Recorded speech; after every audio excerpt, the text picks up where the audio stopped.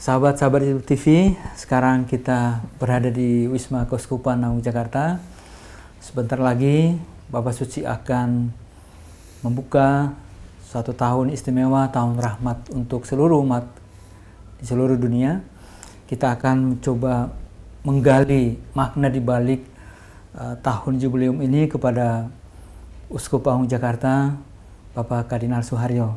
Bapak Kardinal, sebetulnya apa makna yang mau disampaikan dari tahun jubileum tahun 2025 yang akan datang? Ya, pertama tentu mengenai tahun jubileum pada umumnya ya. Ini kan tahun suci biasa, jadi ya biasa. Sementara tahun 2016 dulu kan tahun suci luar biasa. Nah, kita ingat pada waktu itu tahun 2016 itu temanya adalah kerahiman Allah. Mengapa kerahiman Allah dijadikan tema tahun suci luar biasa tahun 2016? Itu karena pribadi Paus sendiri. Kalau kita melihat riwayat hidup beliau, salah satu titik yang sangat menentukan atau bahkan paling menentukan itu adalah pengalamannya akan Allah pada waktu beliau berusia 17 tahun. Kita semua mungkin tahu ceritanya ya. Kebetulan, tanda petik, artinya penyelenggaraan ilahi, dia mau pergi ke pesta orang muda, lewat gereja, melihat pastor, dia berhenti, mohon dilayani sakramen rekonsiliasi. Dan dalam pengalaman itu, beliau merasa disapa oleh peristiwa di dalam Injil Matius, panggilan Matius, yang sekarang dipakai sebagai apa namanya ini ya? Ini namanya banner ya? Benar. Banner kepausan beliau itu kan tulisannya Miserando Atque Eligendo. Nah itulah. Jadi pengalamannya pada waktu itu kalau dirumuskan dengan kata-kata sendiri, Allah itu kerahimannya tanpa batas. Sekarang ada buku yang judulnya ketika wawancara mengenai pengalaman itu, Paus Fransiskus mengatakan nama Allah adalah kerahiman. Nah, itu pengalaman yang sangat menentukan. Nah, pada waktu beliau diangkat menjadi Paus 2013, itu kan usia beliau sudah banyak. Di rupa-rupanya beliau mengejar waktu. Siapa tahu kan, usianya sudah banyak. Dan beliau ingin menularkan pengalaman itu kepada khususnya kita umat Katolik, dan kepada siapapun yang ingin membaca pengalaman rohaninya. Maka tahun waktu itu adalah tahun suci luar biasa. Dan temanya adalah kerahiman ilahi. Karena faham dan pengalaman akan Allah itu sangat menentukan cara berpikir orang, keputusan-keputusan yang diambil. Nah sekarang ini tahun suci biasa, setiap 25 tahun diulang. Dan kalau kita membaca awalnya, tahun suci itu kan, tahun jubileum itu kan intinya supaya hidup yang dalam perjalanan waktu itu kadang-kadang kehilangan arah dan buahnya adalah penderitaan, khususnya bagi saudara-saudara kita yang kurang beruntung, itu diperbaharui lagi. Mulai dengan start baru, supaya hidup itu bisa berjalan secara manusiawi sesuai dengan rencana Tuhan. Itu inti dari tahun jubileum. Nah, mengapa temanya, kemarin soal terjemahan itu kan juga menjadi diskusi di KWI. Bahasa Inggrisnya Pilgrims of Hope. Ini kan bahasa Inggris. Mau diterjemahkan apa? Peziarah menuju pengharapan. Berziarah berdasarkan pengharapan kan susah. Maka di dalam bahasa Indonesia akhirnya dipilih yang tidak jelas. Menjadi apa Bapak Kardinal? Peziarah pengharapan. Jadi off-nya tidak diterjemahkan. Kalau dalam bahasa Itali kan Pellegrinatio Spei.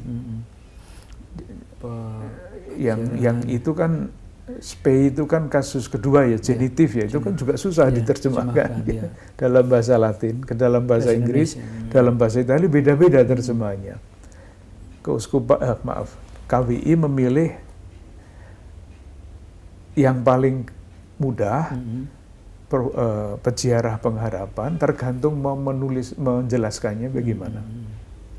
Jadi kalau kita hanya menggunakan kata peziarah pengharapan, itu kan konsepnya kita sudah punya pengharapan. Kan sudah. Ya. Tapi kan belum utuh pengharapan itu. Kapan utuhnya ya entah kapan. Atau peziarah yang sekarang dengan pengharapan. Kita berziarah dengan pengharapan. Menuju mana? Menuju pengharapan yang sepenuhnya. Jadi pengharapan dalam perspektif masa lampau, sekarang, dan yang akan datang. Itu intinya. Nah, maka pertanyaannya adalah mengapa pengharapan yang ditekankan oleh Paus? Jawabannya sebetulnya sederhana. Paus seringkali menulis sesuatu yang menjadi ideal, menjadi inilah seharusnya begini ini.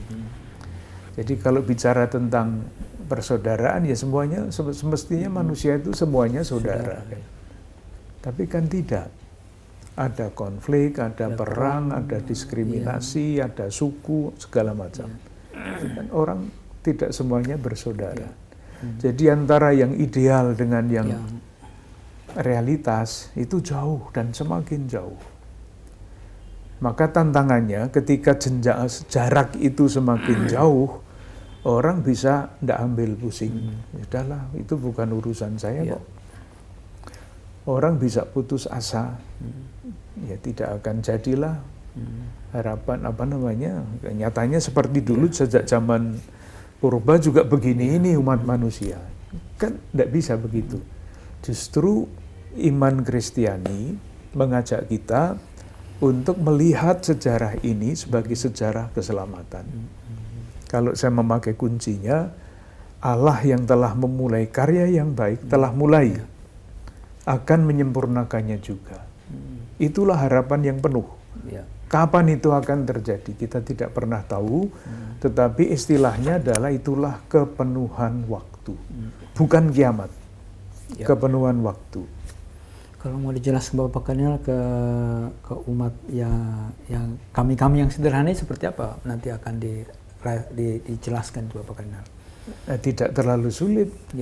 Kita ingat saja kata-kata Rasul Paulus, saudara-saudara yang terkasih, berdirilah teguh, jangan goyah, bergiatlah dalam pekerjaan Tuhan. Karena dalam Tuhan jerih payahmu tidak sia-sia. Jadi kalau misalnya saya mencoba nanti lihat di belakang ya, itu ada pameran UMKM dari saudara-saudara kita yang berkebutuhan khusus. Ini tanda harapan atau bukan? Harapan. Lah itulah. Jadi jangan pikir yang konsep-konsep susah-susah. Bahwa sekarang ada saudari-saudara kita berkomunitas untuk membuang sampah, bukan membuang sampah ya, menaruh sampah. Mengumpulkan. Ini tanda harapan apa enggak? Harapan. Lah ya kayak gitu itu. Kalau ada komunitas yang setiap sore datang ke tempat-tempat pembuangan sampah dan mengajari anak-anak di situ membaca dan menulis. Ini harapan atau bukan? Harapan, betul. Ya itulah. Sekarang misalnya sedang diperjuangkan salah satu di salah satu tempat di paroki Pamulang, ada tanah yang dulu mau dipakai oleh gereja tapi ditolak, sekarang menjadi suatu yang mereka menyebutnya dengan istilah istimewa Edu Park. Di situ misalnya anak-anak yang tidak punya ijazah SD, SMP, SMA dibantu dengan paket A, paket B, paket C. Ini tanda harapan apa bukan? Betul, harapan luar biasa. Lah itulah. Jadi yang begitu-begitu itu saja diperbanyak, yang lain nanti akan disempurnakan oleh Tuhan.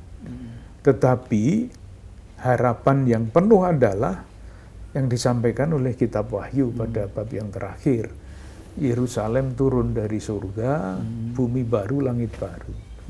Kapan itu? Tidak pernah tahu. Sekarang kita yang berziarah dalam pengharapan atau dengan pengharapan, itu mengikuti nasihat Rasul Paulus. Giatlah dalam pekerjaan Tuhan, sebab dalam Tuhan jerih payahmu tidak sia-sia. Bapak Kardinal, kami katakanlah banyak juga kita yang merasa bahwa itu nanti kan ada pintu suci akan dibuka di sana sebagai simbol. Dan kalau saya baca di berbagai macam literatur, bagaimana kota-kota di Roma dibenahi, di Prancis tempat-tempat itu kan, yang berangkat ke sana kan segelintir orang, Bapak Kardinal. Bagaimana dengan yang tidak bisa datang ke sana, bagaimana memaknai tahun rahmat ini? Ya, membuka pintu itu kan hanya simbolik ya Mas ya. Tidak harus pergi ke Roma, pasti Roma akan memberikan keleluasaan kepada keuskupan-keuskupan untuk menentukan tempat di mana umat Katolik itu dapat mengalami atau mempertebal atau menguatkan harapan itu. Katedral di sini pasti akan dibuka. Ya. Dan rencananya masing-masing kevikepan juga akan menentukan, dekanat ya di sini, bukan kevikepan. Masing-masing dekanat akan menentukan satu gereja yang dipakai untuk simbolik itu, sehingga umat yang jauh dari kota bumi tidak usah pergi ke sini. Iya, betul. Cari aja tempat yang lebih dekat. Oh, nanti itu dekanat nanti pasti akan diputuskan. Ya. Pasti akan diputuskan oleh Dewan Karya Pastoral. Itu persis sama dengan tahun 2016. Ya. Waktu itu kan yang dijadikan pintu suci selain katedral adalah gereja-gereja yang belum mendapat izin pembangunan gereja. Itu kan dikunjungi jauh-jauh kan, itu Cikarang kah, Ciledug kah, itu kan dikunjungi banyak. Sehingga umat Keuskupan Jakarta kenal gereja-gereja yang belum diberi izin oleh pemerintah. Sekarang saya kira agak berbeda karena tahun depan, tahun 2025, ini tema Keuskupan Agung Jakarta kan nilai keempat dari ajaran sosial gereja. Apa itu, Bapak? Memberi perhatian lebih kepada saudara-saudara kita yang kurang beruntung.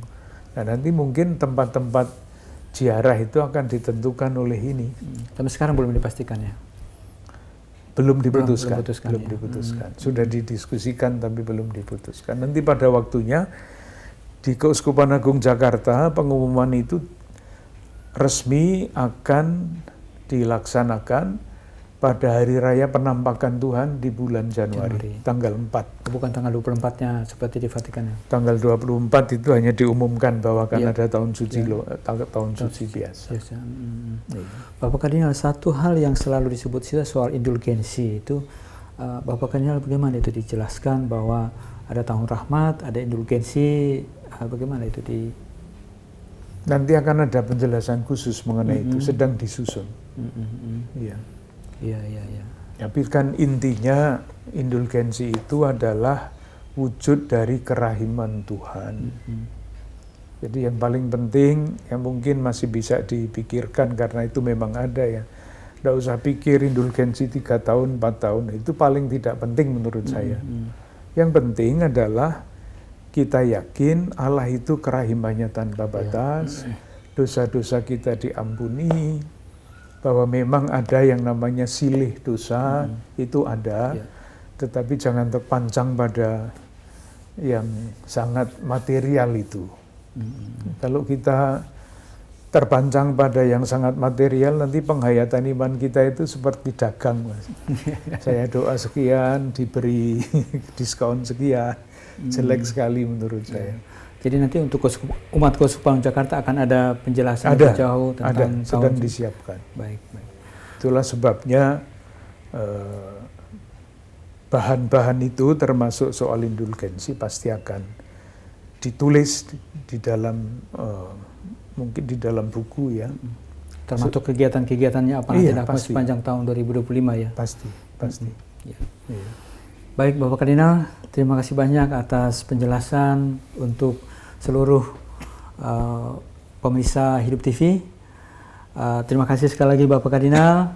Semoga perbincangan kami dengan Bapak Kardinal sungguh-sungguh memberi inspirasi pada kita semua dan membawa dampak yang lebih luas bagi kita semuanya. Sampai jumpa di lain kesempatan.